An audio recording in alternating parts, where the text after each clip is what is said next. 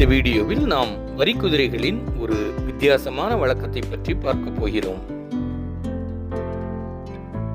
வரிக்குதிரைகள் என்றாலே நமக்கு நினைவுக்கு வருவது அதன் அழகான கருப்பு வெள்ளை கோடுகள் தான்.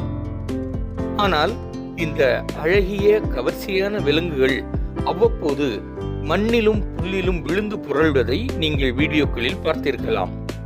இது ஏதோ விளையாட்டு என்று நினைத்தால் அது உண்மையல்ல. இதற்கு பின்னால் ஆச்சரியமான அறிவியல் காரணங்கள் இருக்கின்றன. அவை என்னவென்று இந்த வீடியோவில் பார்க்கலாமா?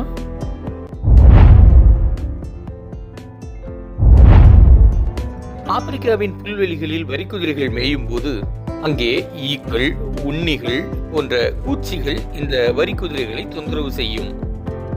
இவை அந்த வரிக்குதிரையின் உடம்பில் ஒட்டிக்கொண்டு அவற்றின் இரத்தத்தை உறிஞ்சி வாழும். இப்படி தன்னை தொந்தரவு செய்யக்கூடிய பூச்சிகளை இந்த வரிக்குதிரைகள் மண்ணில் உருண்டு புரளும் போது அதன் தோலில் இருந்து அகற்றி விடுகின்றன.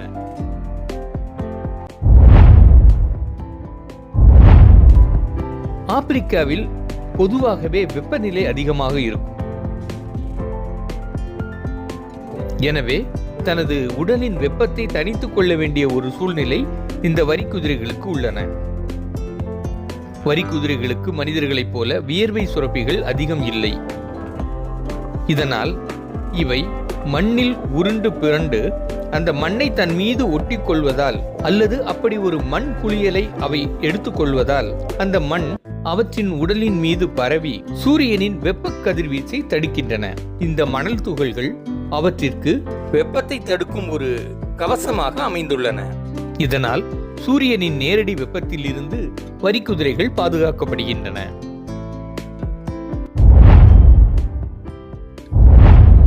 நமக்கு உடலில் அரிப்பு எடுத்தால் கைகளால் சொரிந்து கொள்கிறோம். ஆனால் பாவம், கைகள் இல்லாத வரிக்குதிரைகள் என்ன செய்யும்? கடினமான தரை அல்லது மணலில் உருண்டு அவற்றின் முதுகை தேய்த்து தன்னுடைய உடலில் ஏற்படுகின்ற அரிப்பை அது போக்கிக் கொள்ளுகிறது.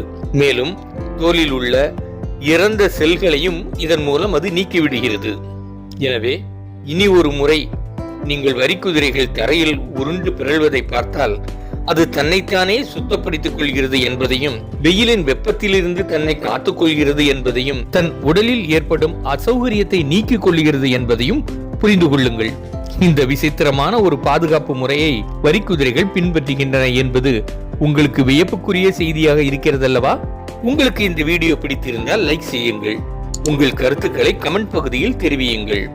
இதை போன்ற இன்னொரு சுவாரஸ்யமான வீடியோவில் நாம் சந்திப்போம். சப்ஸ்கிரைப் செய்தும் லைக் செய்தும் கமெண்ட் செய்தும் ஜாரா நேச்சர் கிளப் சேனலுக்கு ஆதரவு கொடுங்கள். நன்றி, வணக்கம்.